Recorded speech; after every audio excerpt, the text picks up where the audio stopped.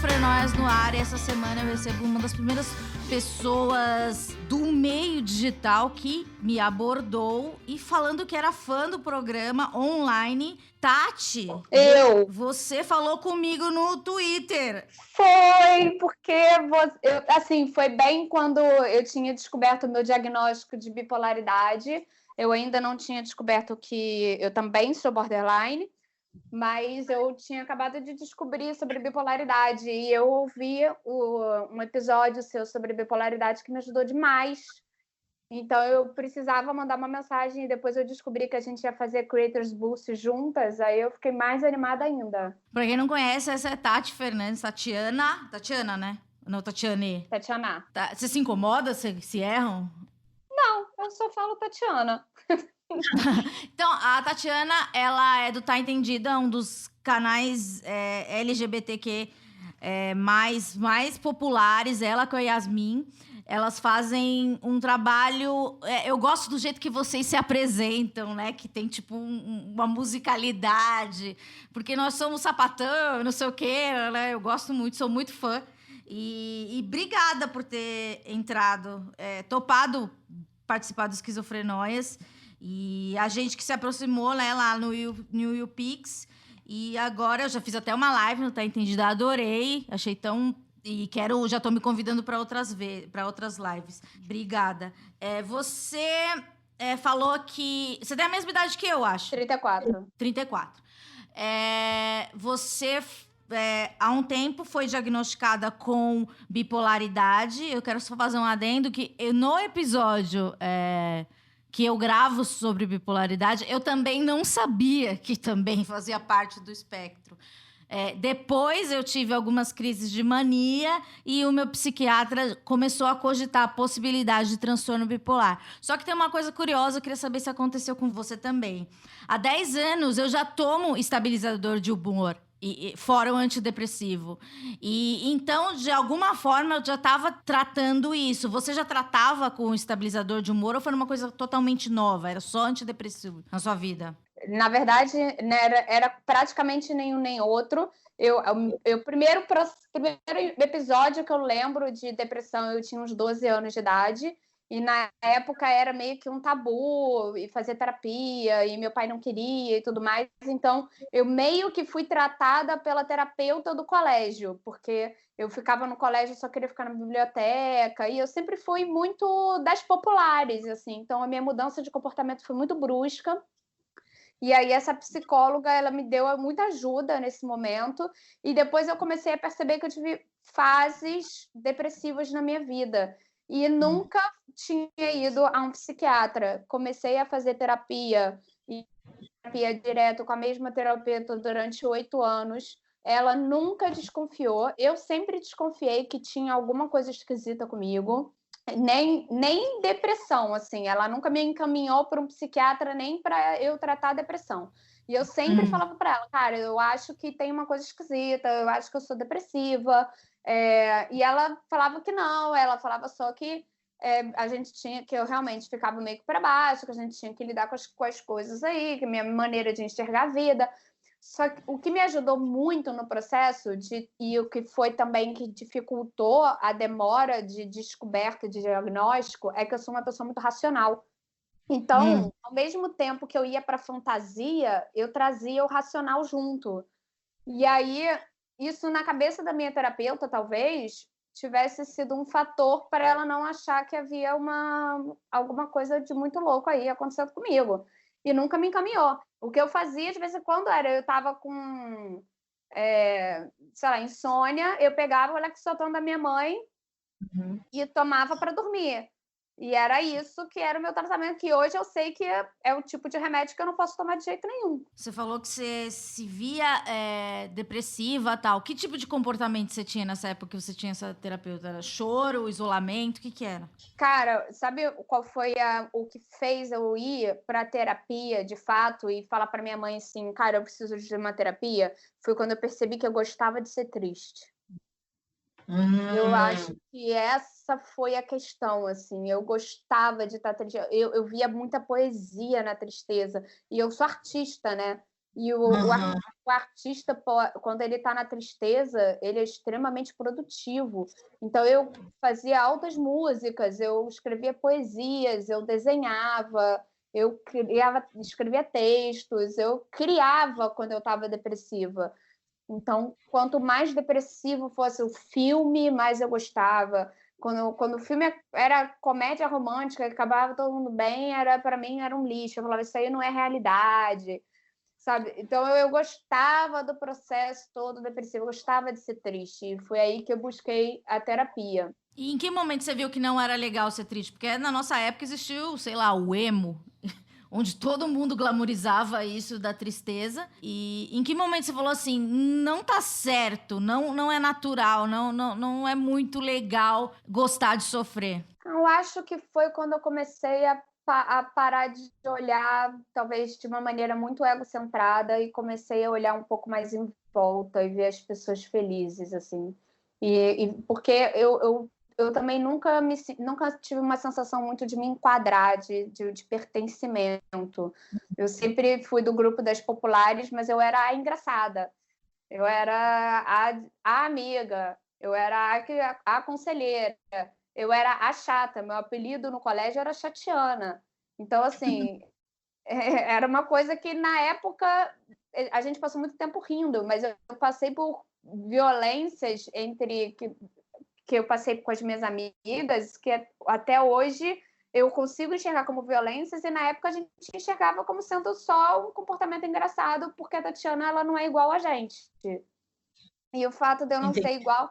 E eu não era igual em todos os sentidos. Eu não era igual porque eu era LGBT, eu não era igual porque eu não me vestia igual a elas, eu não era igual porque eu não era a mais bonita do colégio, eu não era igual. Mas você já quis ser igual? Já quis ser a bonita do colégio? Já muito. Eu queria muito me enquadrar. Eu passei minha vida inteira, assim, tem uma coisa que é o que eu mais lido na terapia até hoje, que é a minha necessidade de ser amada. Eu tenho muita necessidade de ser amada, eu tenho muita dependência emocional. Então, eu achava que eu tinha que ou eu tinha que me enquadrar para eu ser amada, ou eu tinha que ser diferente, e por ser diferente eu estava sendo amada porque eu era a diferente, ou eu tava sendo um camaleão, assim, cada hora eu era uma pessoa diferente para tentar ver se as pessoas ao meu redor se interessavam por mim, ou gostavam de mim, ou de alguma forma aquilo ali fosse ser muito interessante. E como eu sempre fui artista, eu comecei a ser atriz com 4 anos de idade, ser camaleão era uma coisa natural, né? E daí você falou que começou a terapia. Neste momento, se descobrir homossexual era uma questão? Nunca foi uma questão? Já foi uma questão? Eu descobri que eu gostava de mulheres com 13 anos, quando eu me vi completamente apaixonada pela Buffy a Caça-Vampiros. Tipo, seu coração disparava, assim? Meu coração disparava, eu sonhava. Ah, E eu sonhava com ela, eu imaginava que a gente ia casar, eu imaginava a gente juntos. Porque a questão é que a minha imaginação, ela sempre foi muito fértil. Então, eu sempre preferi viver no mundo que existia dentro da minha cabeça do que no mundo real. você passava muito tempo no quarto sozinha? Passava muito tempo no quarto sozinha, de olhos fechados, criando dentro da minha imaginação uma realidade que não existe. Lúdica, né? Completamente. Pra você ter uma noção, eu já tive uma namorada imaginária chamada Helena, que eu sei tudo da vida dela, e eu andava na rua, às vezes na ida do colégio para casa, fingindo que eu estava falando no telefone com a Helena. Mas isso era pra você ou para os outros? Era para mim, porque a realidade para mim não era interessante. Mas a Helena, ela se materializava para suas amigas? Não, Nunca de existiu. forma nenhuma, nunca existiu. Você é totalmente intra mesmo. Totalmente. E, na verdade, para as minhas amigas, eu era a que ia com elas para balada, competindo quem beijava mais homens. Você beijava homens?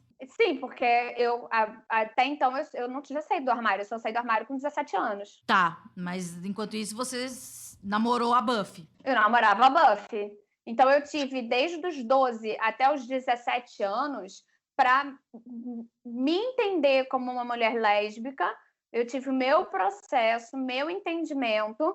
o meu lúdico, as minhas imaginações, as minhas namoradas imaginárias, e ao mesmo tempo vivia a realidade que eu tinha de classe média alta, estudando num colégio particular, em que as minhas amigas todas eram mais populares e beijavam os rapazes e a gente competia quem beijava mais, eu estava ali vivendo aquela realidade também. E isso era muito confuso dentro da minha cabeça. Isso já estava na terapia? Já estava na terapia, até que quando eu falei da Helena, a minha terapeuta, muito sabiamente, me aconselhou a não alimentar mais a Helena, porque a Helena não era real.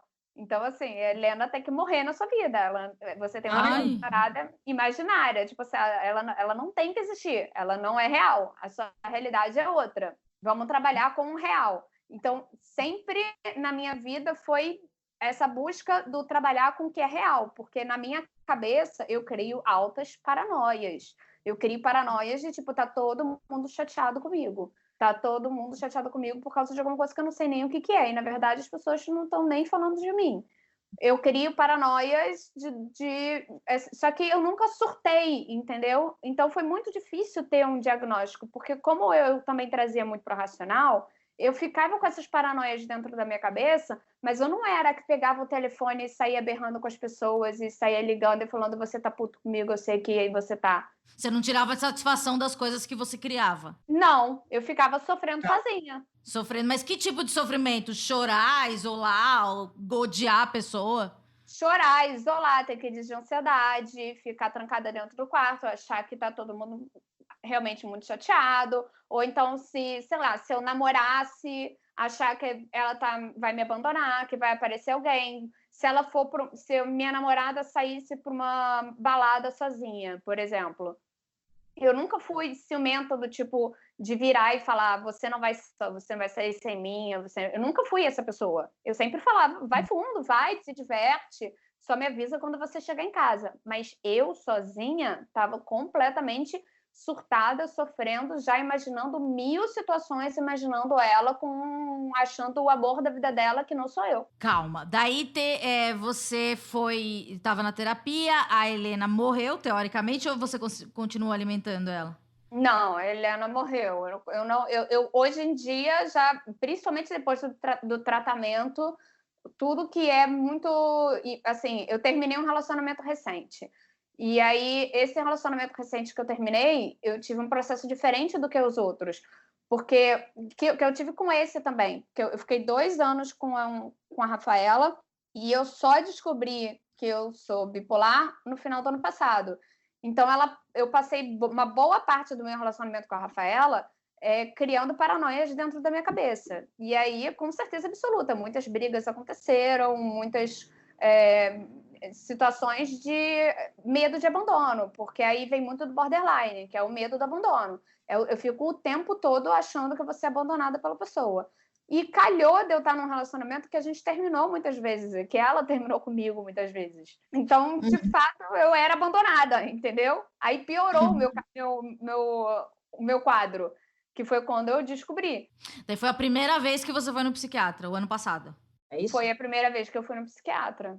E você chegou lá, qual foi a situação? Te indicaram um psiquiatra do plano de saúde? Foi uma psiquiatra do plano de saúde, mas assim que eu cheguei lá, eu me apaixonei perdidamente por ela. Eu dei sorte em tudo. A medicação, a primeira foi certa para mim, a psiquiatra logo de cara foi a certa para mim. Eu dei muita sorte nesse lugar, assim, eu não tive problemas, eu não tive que procurar mais de um psiquiatra. Teve uma vez que a minha psiquiatra estava de férias, e aí me indicaram um outro cara enquanto isso, eu odiei ele. Eu queria voltar para ela de qualquer jeito. Então, assim, o dele eu não queria nem ouvir falar. Porque eu procurei minha psiquiatra quando a minha terapeuta nova virou e falou, eu acho que você é borderline. Ela chegou com borderline primeiro, antes de transtorno bipolar. Exatamente. Ela falou, eu acho que você é borderline. Por causa de todas essas questões em relação ao meu namoro. E você aceitou essa palavra? Porque é um termo, assim, bem, né? Tipo, borderline, medo do abandono, etc. Você acolheu? Eu acolhi, iluminou uma lâmpada pra mim. Porque eu entendo isso. Porque, tipo, parece que a gente finalmente tem alguma coisa, né? Eu me encaixo em algo. Sim, agora faz sentido. Exatamente, iluminou assim, foi um alívio. Foi uma coisa do tipo, beleza, agora eu sei por que que eu fico tão me sentindo assim. Agora eu sei por que que eu tenho tanto medo dela me abandonar. Agora eu sei por que que, na minha cabeça, se ela tá conversando com alguém ali na esquina, ela tá apaixonada por essa pessoa que ela tá conversando na esquina. A minha sorte e azar, porque também foi o que demorou o meu diagnóstico, é que eu não agia. Eu nunca fui a borderline de brigar, eu nunca fui de berrar, nunca fui de tacar coisa, eu nunca fui de criar cenas e tudo mais, a não ser quando eu bebia.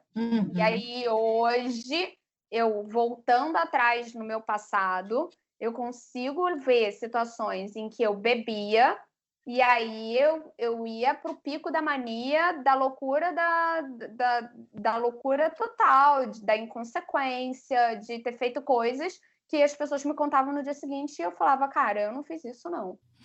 Que eles chamam de despersonalização, né? É, Daí você disse que a sua psicóloga falou que talvez você fosse borderline, etc. Daí você chegou lá na psiquiatra. Ela chegou primeiro com um transtorno bipolar, foi isso? ela chegou falando que ela achava que eu não era borderline e que eu estava dentro do espectro da bipolaridade, mas que era uma coisa que ela não poderia dizer logo de cara, que a gente teria que fazer algumas consultas, que a gente teria que, né? E a consulta dela é tipo 1h30 de consulta. Sim. E aí ela falou, cara, a gente precisa ir devagar e vamos ver não sei o que. Não. Eu tava numa época que eu tava muito depressiva. E aí ela falou assim, eu vou te dar aqui Eu tava muito depressiva e eu tava com muita ansiedade. E aí ela falou assim, eu vou te dar um remédio aqui para dar uma diminuída aqui na sua ansiedade. Vamos ver, mas eu acho que você tá dentro do transtorno, mas eu ainda não tava tomando o inibidor de humor. Tava tomando só esse remédio que ela tinha indicado, que era o Aprazolam. Tá. Aí eu comecei a tomar o Aprazolam, larguei o tratamento. Por quê? Não sei. Larguei o tratamento. Tipo, chegou uma hora que eu falei, tô bem, não preciso mais. Tipo, porque até então ela tinha falado que eu estava dentro do espectro da bipolaridade.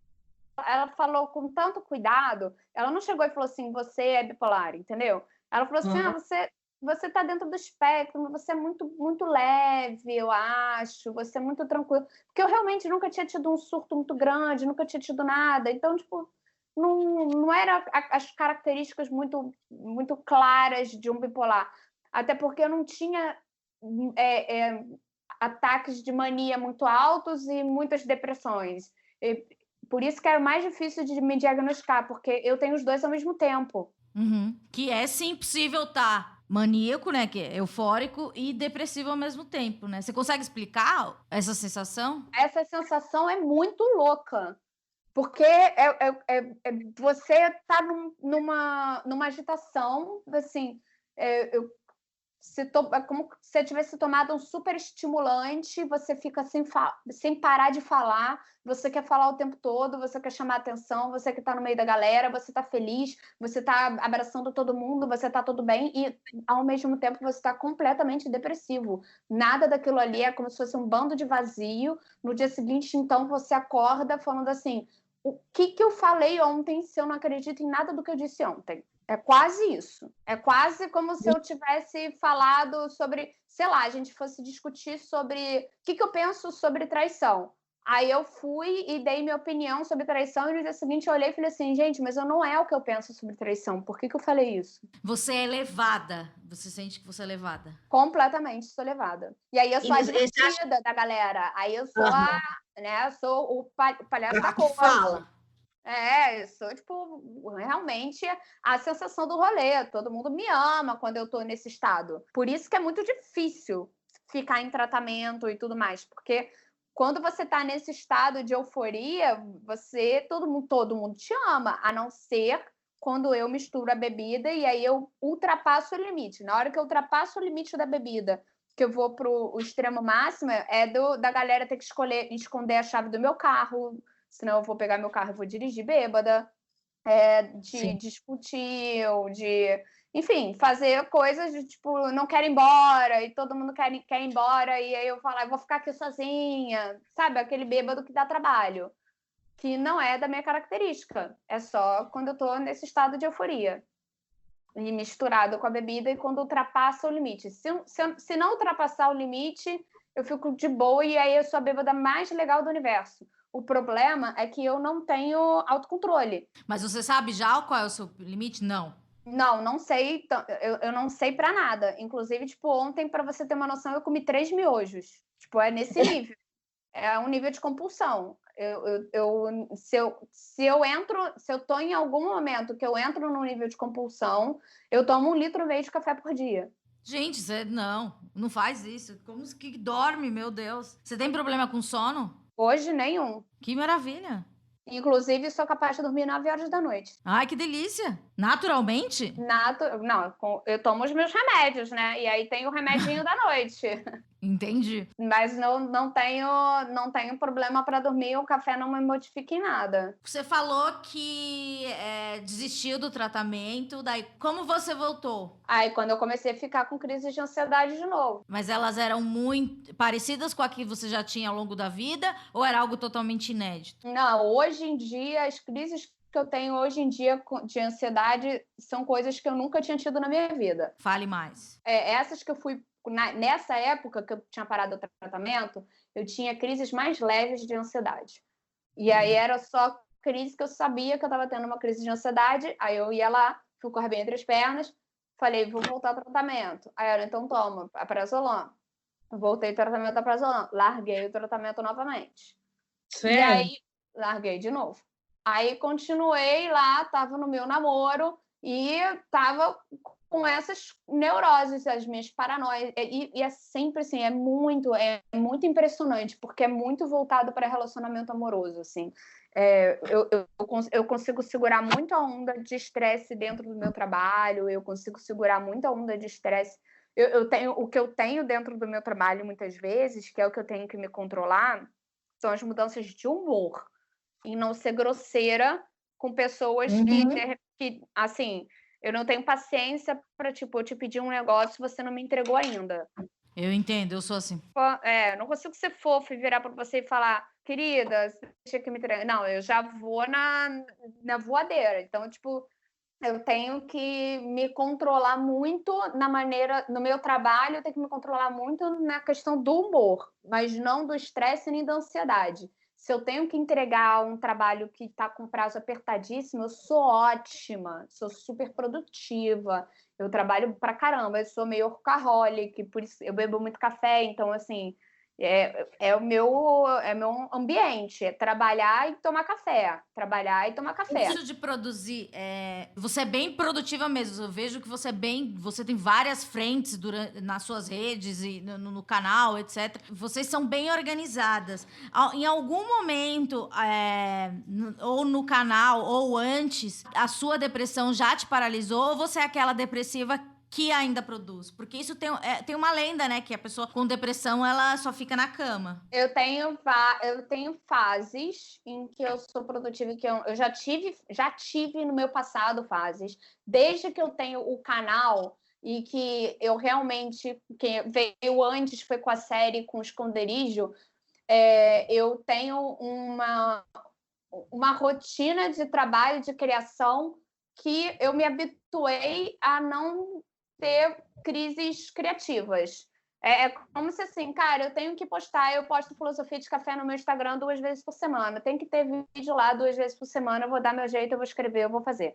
Tem 2 vídeos por semana no canal, cara, eu vou dar meu jeito, vai escrever o roteiro, vou gravar, vou editar, vai fazer. É o meu trabalho, entendeu? Então, quando eu entro na minha cabeça de que isso faz parte do meu trabalho, porque antigamente era muito uma adolescente que tocava, uma adolescente atriz, que não tinha essas responsabilidades de trabalho. Então eu tinha aquela coisa da tristeza, do não sei o quê, tem momentos que eu estou muito criativa, momentos que eu não estou. Agora, a criatividade, ela faz parte da minha rotina, ela faz parte do meu trabalho.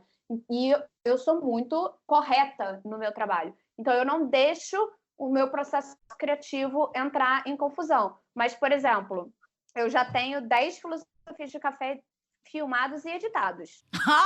Gente! E eu achava que eu era a louca da frente. Não, já tenho 10 filmados e gravados ali pela minha frente. Porque eu sei que, assim, essas 2 semanas eu não estava bem. E aí eu não produzi o Filosofia de Café, mas aí eu me dei ao direito de não produzir porque eu tinha uma grande frente. Eu também tenho essa técnica, porque eu participo de alguns podcasts, eu percebo, a pessoa grava na semana que vem já sai. Eu estou gravando aqui com você, esse programa ele vai sair daqui 4 semanas, porque eu preciso ter à frente, porque se acontecer uma crise, eu posso ficar 2 semanas sem gravar nada que não vai... a grade, né, que eu montei pra mim, é bem interessante isso. E você não fica meio... Eu fico muito nervosa quando tem que entregar uma coisa que é pra amanhã e você não tem meio controle, eu fico muito desesperada. Não, eu sou muito... de verdade, assim, essa pressão, para mim é estimulante, principalmente depois que eu comecei o tratamento. Porque aí, quando eu voltei... Porque o que aconteceu? Eu estava tendo problemas dentro do meu relacionamento também por causa que hoje eu entendo que é por causa do meu diagnóstico, por causa de tudo isso, mas eu comecei a ter insônia e eu fiquei dias sem dormir, e aí meu cérebro parou de funcionar. Eu falava coisas erradas, ao invés de eu falar a gaveta do armário, eu falava o armário da gaveta. Sim, eu já passei por isso. Cara, muito louco. E uma das coisas que eu mais amo em mim é a minha capacidade de raciocinar, é a minha capacidade de pensar. Eu tenho um raciocínio muito rápido, eu aprendo as coisas muito rápido. Então, quando eu comecei a perceber que estava influenciando na minha capacidade de raciocínio, eu entrei em crise. Aí eu falei, não, eu tenho que voltar na psiquiatra amanhã. E foi quando eu voltei, e aí ela Você voltou pra sempre ou abandonou de novo? Não, aí eu voltei para de sempre, e aí ela virou e falou, e aí foi quando ela deu o diagnóstico de bipolaridade. Aí agora ela falou assim, olha só, agora, depois desse tempo, depois de você vindo, você voltando, você não sei o quê, você não, agora eu consigo enxergar você, não vejo ainda você como borderline, o que eu vejo muito claro em você é bipolaridade, e você fica nos 2 extremos no mesmo lugar, é por isso a dificuldade de te dar esse diagnóstico.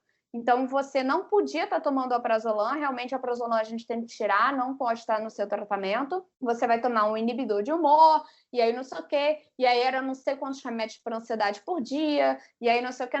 De repente, fiquei bem, eu fiquei estável, mas eu parei de ser criativa. Aí eu pirei. Peraí, calma. Muitos remédios por dia. Isso quando muitas pessoas ouvem esquizofrenóias e tem preconceito com medicação e etc. Você teve preconceito? Você teve... Em nenhum momento você falou assim, mas tudo isso em algum momento você não relutou, você não brigou. Eu não relutei com diagnóstico, não briguei com diagnóstico, muito pelo contrário. Eu fiz até um vídeo no meu IGTV que se chama Sair do Armário de Novo, porque eu saio do armário como lésbica e eu saio do armário como bipolar e borderline. Então, assim, quando eu tô conhecendo uma mulher nova, eu já falo logo, eu falo logo de cara, sou bipolar e borderline, porque se você não tiver afim de lidar com isso, meu amor, um beijo e tchau. Porque essa é a minha realidade, entendeu? Porque por mais que a gente esteja tomando remédio, por mais que a gente faça tratamento, a gente faz terapia, eu faço meditação, eu faço exercício, eu faço tudo o que eu posso fazer para ficar bem. Mesmo assim, existem momentos que a gente não está bem. Uhum. E aí é muito importante a gente ter uma rede de apoio. E é muito importante que a pessoa que esteja com a gente saiba que isso faz parte de você. É que nem quem é diabético. Quem é diabético tem que tomar a injeção lá. Entendeu? Então, quando você está num relacionamento, você sabe que, caramba, você tem que lembrar. Às vezes a pessoa esquece de tomar a injeção para diabetes. Você tem que virar para a pessoa e falar assim, cara, cadê a sua injeção para diabetes? É a mesma coisa. Você está num relacionamento com uma pessoa que é bipolar e borderline, você tem que saber que ela precisa tomar os remédios dela todo dia. E muitos bipolares, eles chegam um momento do tratamento deles que eles não querem mais tomar o remédio. Porque você fica com saudade da euforia. Entendo. Sim, entendo completamente.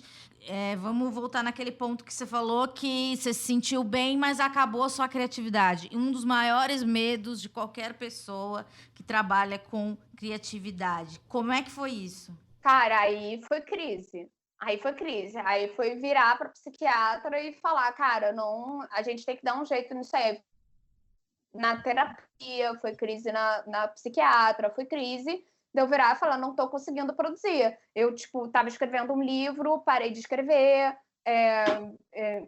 Tipo, eu já desisti desse livro, agora eu já quero escrever outro livro, mas aquele livro eu já tinha escrito 2 capítulos e parei de escrever. Eu estava escrevendo todos os dias.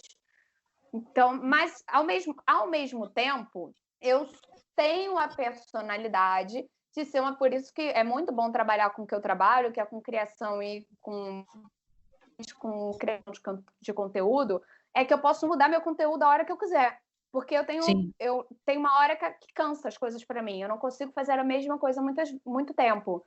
Então, assim, hoje eu tenho filosofia de café 2 vezes por semana no meu Instagram. Vai chegar uma hora que vai cansar a filosofia de café e eu vou criar um quadro novo. Porque eu não consigo ficar fazendo a mesma coisa muito tempo. Tanto que a quarentena está começando a me dar uma pirada, porque no início estava ótimo, eu estava super curtindo ficar sozinha dentro de casa e eu produzi pra caramba e eu criei pra caramba. Agora ela tá me dando uma pirada porque eu tô fazendo a mesma coisa. Você gosta daquela coisa do novo, aquela sensação de novidade. Eu preciso da sensação de novidade. Por isso também que eu preciso muito da sensação da conquista, da sedução, isso muitos bipolares têm, muitos borderlines têm, de querer conquistar né? Então, assim, eu tenho muito de querer conquistar uma mulher nova, ou de querer um desafio, de querer conquistar justamente aquela mulher que não tá me dando bola nenhuma, que a gente sabe que vai dar ruim, mas é essa que eu vou atrás, entendeu? Então, tem um monte de comportamentos autodestrutivos que a gente vai tomando ao longo do caminho, que você vai entendendo que faz parte do seu tratamento. Mas aí é terapia, terapia, terapia, terapia, terapia. Porque os remédios, eles te dão uma equilibrada, mas eles não é uma solução milagrosa. Você não vai tomar um remédio e, de repente, agora você tá, tipo, super ok. Aliás, eu acho que assim, quem estiver ouvindo esse episódio, faça terapia, independente se você tem qualquer diagnóstico ou se você não tem nenhum, entendeu? Faça terapia, porque assim, a vida é louca, a gente precisa muitas vezes de uma ajuda, gente, não dá para lidar com a vida é muito louca, as pessoas são muito doidas. A gente tem muita maldade no mundo e tem muita coisa boa no mundo também. E é muito difícil enxergar o copo meio cheio. Muitas vezes a gente enxerga o copo meio vazio. E muitas vezes a gente precisa falar de amor. E muitas vezes a gente precisa desmistificar as coisas. Então, faça terapia. Esse seria meu maior conselho, faça terapia. Excelente conselho, eu também acho isso. Aliás, se você não tiver condições de fazer, tem alguns destaques no Esquizofrenóias, lá no Instagram do Esquizofrenóias, você pode procurar. E agora, nesse momento de pandemia, você também tem atendimentos online, tem um atendimento online que eu postei, vocês também postaram, o Mapa da Saúde Mental, que agora é um momento que muita gente que nunca sentiu nada vem sentindo experiências de ansiedade, depressão, angústia. Então, se tem um momento para você procurar ajuda, esse momento é agora. Antes de começar o tema como está sendo a sua quarentena, eu queria que você explicasse qual a diferença de transtorno de humor para transtorno de personalidade, que por curiosidade, você tem ambos. Ou eu tô errada? É verdade, eu tenho ambos. Porque eu tenho bipolaridade e borderline, né? Então, o bipolar, ele é um transtorno de humor, o borderline é um transtorno de personalidade. No transtorno de humor, por exemplo, o bipolar, ele fica entre os extremos da mania e o extremo da depressão, podendo ficar em equilíbrio, obviamente, mas ele fica passeando entre fases depressivas e fases maníacas, que são essas euforias que a gente sente e tudo mais. E aí, quando você toma o seu inibidor de humor, por exemplo, você dá uma grande equilibrada. E eu também tomo tanto o remédio, que é o do transtorno de humor, que é o de inibidor de humor, como eu tomo um remédio que se chama Latuda, que é muito caro, e esse é o que muito bipolar toma, porque muito bipolar toma lítio. Esse remédio que eu tomo não tem lítio. Então, por isso que ele é muito caro. E aí ele super funciona para mim. E é um remédio que eu tomo para bipolaridade. O tratamento da bipolaridade e o tratamento do borderline, tomando os mesmos remédios. A diferença é que o transtorno de personalidade é quem eu sou. É diferente. O transtorno de humor é uma doença. O transtorno de personalidade tem a ver com quem eu sou. É uma doença voltada a quem eu sou. Ela tem um tratamento, você poderia se tratar com esses remédios que vão amenizar os sintomas, mas eles não conseguem diminuir os sintomas como eles diminuem na bipolaridade. Então, o que você tem que fazer quando você tem um transtorno de humor é buscar terapia. O que realmente é o tratamento para um transtorno de humor, não, desculpa, de personalidade. Qual é o tratamento para um transtorno de personalidade é a terapia. Então, eu sair desse lugar, que aí vai muito para esse lugar da fantasia e vir para a posição da realidade. O borderline, que é esse que eu tenho, são pessoas que elas ficam... A tradução literal são pessoas que estão no limite. Então, elas ficam muito ali no limite do estouro ou do calmo. Você quer emoção. E ele tem emoção. Então, ele é muito intenso. E aí, o que acontece é que, tipo, existem muitos borderlines, por exemplo, que no meio de uma briga tá com uma cadeira na parede. Eu nunca tive o meu tipo de... O meu borderline, eu não sei nem se eu tô falando as palavras certas, gente. Me perdoa se não, porque é muito recente para mim. Foi no final do ano passado que eu fui diagnosticada. Então, assim, eu tô aprendendo ainda sobre isso, lendo sobre isso. É muito novo para mim. Mas... tenho um grau meio que leve, vamos assim dizer. Eu nunca peguei uma cadeira e taquei ninguém. Eu nunca mandei ninguém, tipo... sabe? Tá. Nunca mandei ninguém... Nunca xinguei ninguém. Numa discussão, eu não sou muito de levantar voz. Eu tenho eu tenho um autocontrole muito grande. E normalmente não tem esse autocontrole. Eles são bem estourados, eles são bem intensos. O que eu tenho borderline, que é muito borderline, é tipo assim, conheci alguém, me apaixonei. Conheci, virou amor da minha vida, já estou imaginando os filhos, já imaginei o casamento, já imaginei a gente velhinha no asilo fazendo dança de salão. No dia seguinte, pode ser que eu não queira mais essa pessoa, entendeu? E você já falou pra uma pessoa, assim, tipo, com essa frieza? Cara, recentemente, tipo, 2 semanas atrás, eu conheci uma menina online e 2 dias depois eu mandei um áudio de 10 minutos pra ela. E ela ouviu? E ela ouviu, assim. Mas ela continuou com você? Não. Eu acho que é mais difícil você continuar com uma pessoa porque ela te manda um áudio de 10 minutos do que falar, eu sou bipolar e borderline. Tipo, beleza, tem tratamento. Você vai no médico, você toma um remédio? Beleza, eu aguento. Mas o problema, áudio longo é foda. Exatamente, mas o problema é que isso é do borderline, entendeu? É da muita intensidade. É tipo a sensação que você tem que você tá namorando já. Tipo, eu também tive um encontro esses encontros de quarentena, né? Tive um encontro com uma menina na quarentena. O que é um encontro de quarentena? É tipo uma chamada de vídeo com a pessoa, né? Daí você conheceu ela no Tinder? Eu conheci, tipo, numa festa online. Nossa, gente! O mundo tá mudado. É o novo normal, né? Festa online. Daí vocês foram pro privado?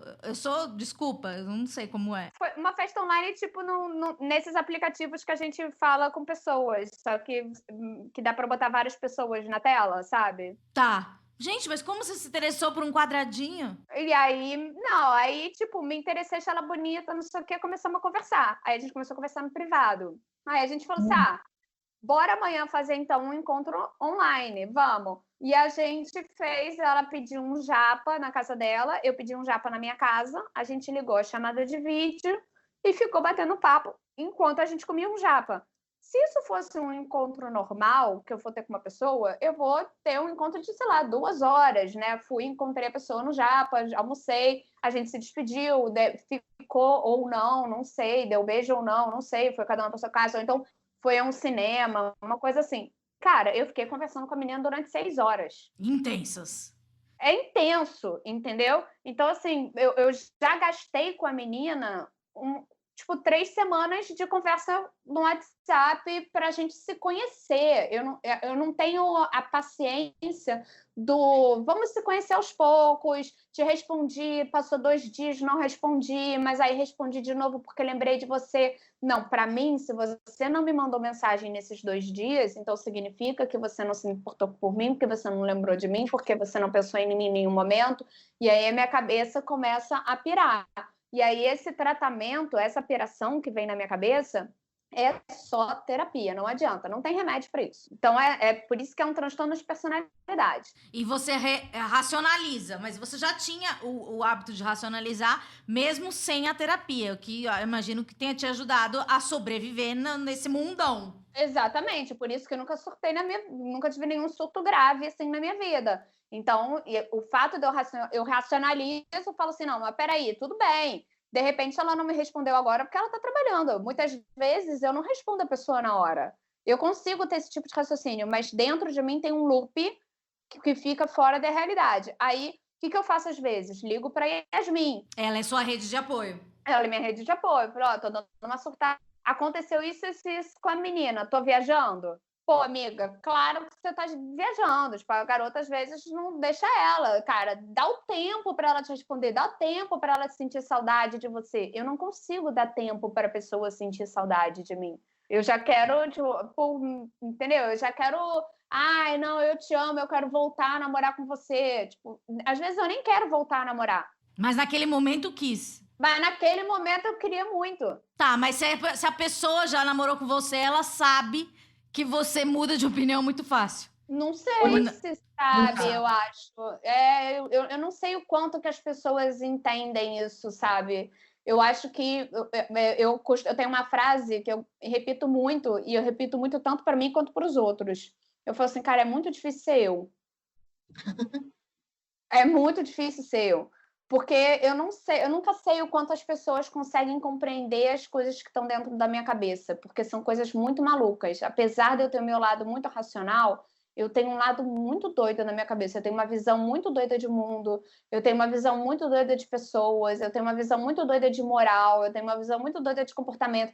Mas aí, sei lá, eu faço uma filosofia de café, que aí eu falo sobre não cobrar atitudes dos outros, e aí eu vejo, tipo, 10 mil pessoas ali comentando, falando, caramba, eu sinto exatamente a mesma coisa. Aí eu fico, será que eu sou tão doida assim? Tipo, será que eu sou tão diferente assim do que as pessoas? Ou eu tô me colocando nesse lugar de tão diferente?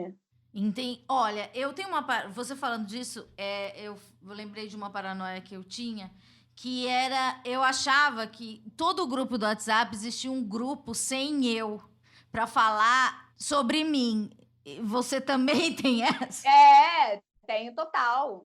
Ah, mas isso é tão horrível. Mas eu racionalizando, falo, cara, quem que sou eu no mundo pra achar que eu sou a única que merece um grupo só pra falarem de mim? Você não sabe quantas vezes eu já ouvi das pessoas falando assim, Tatiana, o mundo não gira ao seu redor. E daí, qual é a sensação quando alguém fala isso? Cara, a sensação é tipo assim, beleza, você tem razão. Racionalmente, eu entendi o que você tá querendo dizer. O meu corpo, fisicamente, ele ainda não conseguiu entender. Eu estou uma paranoia, essa paranoia ela pode estar me gerando, por exemplo, durante o meu namoro, e aí foi bem no início do começo do tratamento, eu tinha paranoias que me levavam a crises de ansiedade, que o remédio que eu tomava para ansiedade não supria. Nossa. Eu ficava, o meu coração acelerava, eu achava que eu ia ter um infarto. O meu corpo tremia. Então, por causa de paranoias, eu não brigava com a minha namorada por causa disso. Tive algumas brigas por causa de paranoias minhas, Acho que também falta um pouco de estudo do outro lado, acho que faltou também um pouco de compreensão de que eu estava passando por isso, de entender também que, às vezes, cara, aí vai muito meu conselho também para quem está ouvindo, que de repente tem uma namorada que é borderline, sabe? Tipo, tenha carinho. Assim, tenha carinho com a paranoia da outra.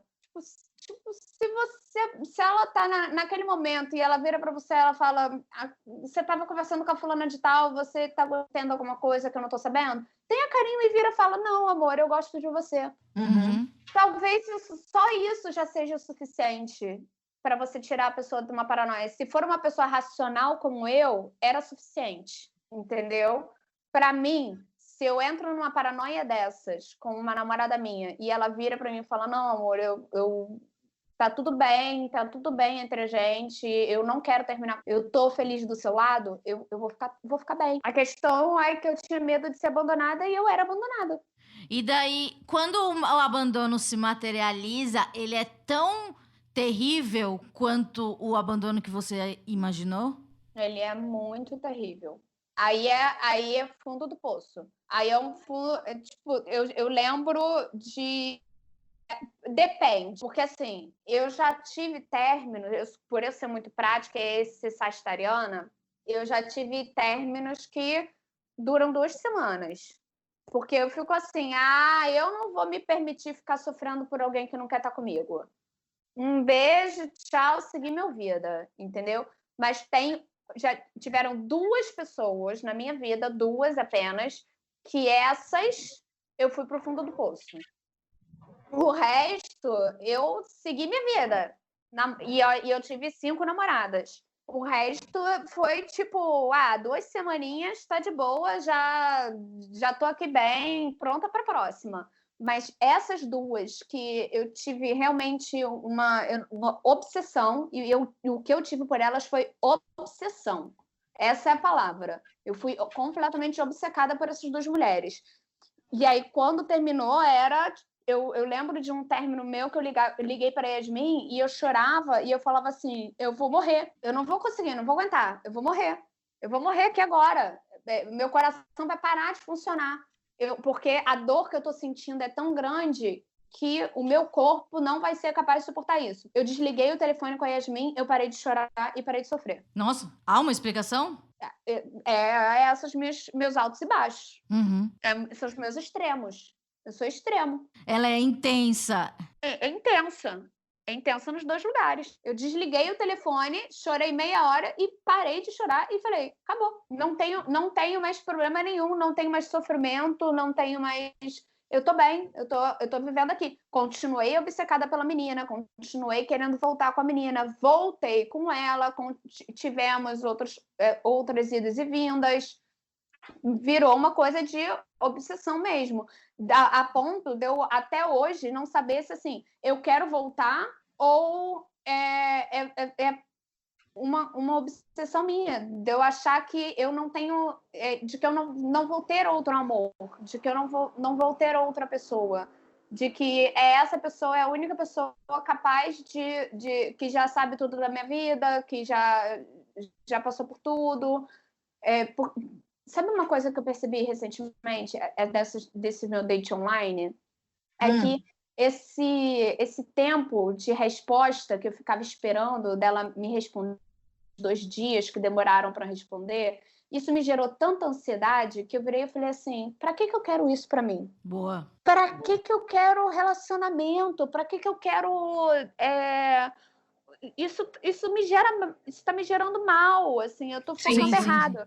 E o que é louco aconteceu agora foi que eu fiz um mapa astral nesse exato momento, antes de eu falar com você. E aí, nesse mapa astral, saiu que o amor da minha... porque tudo pro borderline é amor da vida. Eu sei. Você vai na Susan Miller, você só lê a parte do amor, né? É só ler a parte do amor, assim. O que me interessa não é se eu vou ter dinheiro para pagar conta, o que me interessa não é se vai ter trabalho, se eu vou prosperar como criadora de conteúdo. O que me interessa é se eu vou ter amor. E aí, já estou solteira. Inclusive, se tiver alguém online aí querendo uma namorada, me manda o currículo. O astróloga falou o quê? A astróloga falou que vai aparecer, que não é agora, que é em 2023 só, mas que vai Nossa! ser 2023 só, mas que vai ser tipo um presente dos céus, que vai ser tipo assim, a pessoa parceirona e que vai ser incrível e que vai ser maravilhoso e que tipo vai ser alguém muito, muito que vai valer a pena esperar para 2023. Que agora, o momento da minha vida é que eu tenho que focar na minha parte criativa, em mim, na minha criação de conteúdo, nos meus projetos, nas minhas coisas. Aí ela virou e falou, mas 2020 é o seu ano mais perigoso, porque você tem uma escolha, saúde ou doença. E aí eu associei logo a saúde mental, porque eu não tô legal. Olha, se você que não me para esse tratamento, porque não é o momento, e qualquer pessoa que esteja ouvindo esse podcast, eu ouvi alguns psiquiatras falando que muitas pessoas que estavam no desmame da medicação, já estava quase em alta, estão permanecendo pela quarentena, porque é um período bem sombrio, a gente não tem base de comparação com um outro período parecido, então a gente não sabe o que pode acontecer com a nossa cabeça. Então, acho que se tem algum conselho que eu possa dar, espera esse novo normal chegar para você tomar alguma decisão, porque a quarentena não é o momento. E eu acho que é isso. E eu espero que a senhora ouça. Não, eu não tenho a menor possibilidade de eu parar o tratamento. Eu nunca nem questionei meu tratamento. Eu nunca virei para minha psiquiatra questionando em parar o tratamento. Muito pelo contrário, o que eu vivo falando para minha terapeuta, mesmo quando eu não estou bem, é assim: e aí, o que dá para fazer? Vamos lá. Estou fazendo terapia, estou tomando meus remédios direitinho. Meditação dizem que é bom. Estou fazendo meditação todo dia de manhã, estou fazendo meditação. Exercício físico dizem que é bom. Estou fazendo exercício físico que dizem que é bom. Alimentação, vamos fazer alimentação saudável. Então, vou fazer alimentação saudável. O que está faltando? Tudo que tiver para eu melhorar e para eu ficar bem, eu busco. Só que eu tenho fases que aí são essas fases meio sombrias da minha vida que tudo fica difícil. Então, eu tô num momento difícil. Aí eu parei com a meditação, voltei a comer mal, comi 3 miojos ontem, por exemplo. Mas você não tem culpa? Você sente culpa quando você... Me sinto culpa.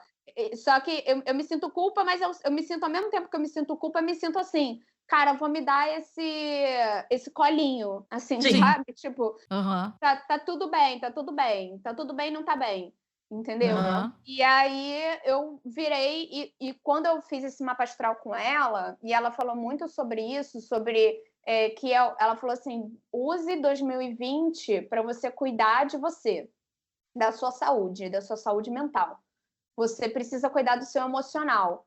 Não é a hora de você ficar focando no amor da sua vida, não é a hora de você focar é a hora de você focar em você. Quem sabe a gente não pode trazer a Helena de volta, não? A imaginária? Cara, o pior é porque, assim, me faz realmente mal. Sério? Então não. Sabe qual é a questão da Helena? Ela é tão perfeita que a realidade nunca supre. Tá. Entende? Então, tipo, tudo que tá na minha... Há uma projeção ali. E aí, o que isso gerou, na verdade, nos meus relacionamentos, foram relacionamentos frustrados, porque eu projetava o tempo todo no outro uma coisa que o outro nunca vai conseguir alcançar. Esse foi o erro de todos os meus relacionamentos da minha parte. Os relacionamentos eu projetei e eu esperava atitudes, porque eu esperava, tipo, que no dia dos namorados eu fosse chegar em casa e minha casa estivesse cheia de pétalas de rosa, mas a pessoa me deu um presente, mas para mim não era o suficiente, porque eu queria era pétalas de rosa. Mas aí você reclamava com o seu cérebro ou reclamava para a pessoa? Reclamava para a pessoa, e aí virava uma briga, né? E aí virava uma briga, e aí virava uma questão. Eu tava é como se eu tivesse o tempo todo tentando mudar a pessoa com quem eu estava me relacionando, tentando enquadrar ela naquilo que eu gostaria que ela fosse, que ela nunca seria. E aí, sabe o que eu me questiono? E é uma pena, eu não sei quem são as pessoas com quem eu namorei. Será que não? Não, porque eu não quis conhecê-las. Ah, você não deu oportunidade. Mas, cara, esse nível de autoconhecimento é uma coisa muito boa para os seus próximos relacionamentos, que não serão duradouros até 2023, que virá a velhinha que ficará com você no asilo e vocês vão fazer dança de salão e vão bater palma juntas para as coisas, mas é isso. Mas se alguém eu como ansiosa receber uma previsão dessa só em 2023, me trouxe duas sensações. Me trouxe tristeza porque eu me sinto muito sozinha que aí tem a ver muito com a quarentena, porque eu moro sozinha. Então, assim, eu tô há muitos dias muito sozinha e eu tô cansada de ser sozinha. Eu tenho uma sensação de, tipo assim, eu tenho 34 anos, cara, eu ainda não casei, eu ainda não tive filho, minha carreira ainda não tá no lugar que eu tô. É muita pressão que eu coloco em cima de mim para estar no lugar que eu projetava para minha vida, sabe? Você já teve raiva da quarentena? Eu já tive raiva. Porque eu achava que era uma coisa pra mim, de tão importante que eu sou. Eu já tive 50 milhões de sensações. Eu já tive sensação sei lá, cara, de ter raiva de ter terminado o namoro antes da quarentena e podia estar junto na quarentena e querer voltar, e sabe? Tipo, eu já tive, assim, 50 milhões de sensações diferentes em relação à quarentena, mas a solidão é a maior delas. Mas não dá pra ficar com uns 40 chats no Tinder ao mesmo tempo? Não dá pra? Daria, mas aí veio mais uma questão para mim, que foi uma paranoia minha, que foi, que eu vou fazer uma filosofia de café sobre isso. Que quando eu estava fazendo o date com a menina de 6 horas, eu virei para ela uma hora e eu falei assim: para que eu tô falando com você? Eu não faço ideia de quando essa pandemia vai acabar. Eu não faço ideia de quando eu vou beijar tua boca, de quando eu vou poder encostar na tua mão, de quando eu vou poder te ver ao vivo. Não existe assunto e flerte que dure o suficiente para o fim dessa pandemia para a gente se encontrar e realmente desenvolver alguma coisa. Ou seja, o que eu estou fazendo aqui agora contigo é uma coisa que, assim, ou vai morrer naturalmente a conversa e a gente vai parar de se falar, ou a gente vai virar amiga. E ela? Ela concordou. Ela mandou um ok. E aí sumiu o chat dela no WhatsApp, ela te bloqueou. Na verdade, ela curte minhas fotos, eu curto as fotos dela, mas assim, a gente de fato parou de se falar. Assim, foi uma coisa natural. Naturalmente parou de se falar. Mas existem relações que não são profundas. Nem todas as relações precisam ser profundas. Pois é, mas para mim precisa. Ah, tá. Então, beleza. Depois, com esse final e a vida amorosa de Tati, que é o segundo, ele não devia falar, né? Mas esse é o livro que ela tá escrevendo agora. Já tá no 4º capítulo, o capítulo de quarentena tá babado. Se você quiser participar de um capítulo, encontre Tati nas baladas online e entre no Instagram dela, acho que é _Tati Fernandes. Se você escrever Tatiana Fernandes lá, vai aparecer. Eu vou aparecer. E ela busca por uma garotinha farm. É isso, né, que você busca. Se você é uma garotinha farm e gostou dessa voz, porque essa mulher tem uma bela voz, e ela é muito bonita e tem um dos cabelos mais bonitos que eu já vi. É muita jojoba. Querida, foi muito legal. Obrigada, você é uma linda. Quero dizer que se você estiver em algum momento muito bad, se você conseguir editar o áudio de 10 minutos para 2, eu vou te ouvir e eu posso te ajudar se estiver no meu alcance. Saiba que eu gosto muito de você e mesmo a gente não sendo amigas muito próximas, eu tô muito aí para você. Pode me contar suas histórias. Acho emocionante a sua vida. Não sabia da existência desse negócio de balada online, já achei jovem demais, né, pra mim. Mas é isso, obrigada. Quem não conhece o canal, tá entendida. 2 vídeos por semana, porque ela grava muito produtora. A gente grava muito e a gente tem 2 lives por semana também lá no Tá Entendido e tem uma live por semana no Instagram também. Então, assim, a gente tem muito conteúdo, dá para você ver bastante a gente trabalha bem mesmo. Quero muito agradecer a oportunidade de estar... Eu sou completamente apaixonada pelo seu podcast, eu acho que é um podcast muito necessário. Assim, gostaria que você fizesse outros sobre bipolaridade borderline, porque eu realmente não tenho know-how suficiente para poder falar para as pessoas. O que eu posso dizer sobre a minha experiência queira ficar bem. Assim, tipo, se eu pudesse dar um conselho para quem está ouvindo, queira ficar bem. Porque é o primeiro passo, assim, a gente tem que querer ficar bem. Então, se a gente começa a pesquisar e a gente faz o nosso tratamento, o médico falou para fazer tratamento, faz o tratamento. Se falou para fazer terapia, faz terapia. Se falou para mudar a alimentação, muda. Vai fazer, queira ficar bem. existem caminhos, existem formas. Eu sei que muitas vezes é muito difícil, eu sei que muitas vezes não dá vontade de sair da cama, eu sei que muitas vezes dá crise de ansiedade, eu sei que a gente está vivendo num momento que está tudo muito esquisito, está todo mundo mal, eu sei disso, mas o primeiro passo é queira ficar bem, porque é possível ser feliz, é possível ter uma muito maravilhosa. Eu tenho certeza que esse amor da minha vida vai aparecer, seja em 2023 ou seja no final desse ano, não me importa. Mas eu sei que eu vou ser outra pessoa que eu fui para as minhas namoradas antigas, porque eu quero ficar bem. Entendeu? Então, assim, eu busco muito essa minha melhora, porque eu quero ser essa pessoa melhor. Para os meus amigos, eu quero ser essa pessoa melhor para minha família, eu quero ser essa pessoa melhor para minha futura namorada, mas principalmente eu quero ser essa pessoa melhor para mim mesma. Então, esse é o recado que eu tenho final aqui para dar. Você é ótima. É isso que eu tenho pra dizer. Semana que vem a gente volta e paz nos estádios. Beijos.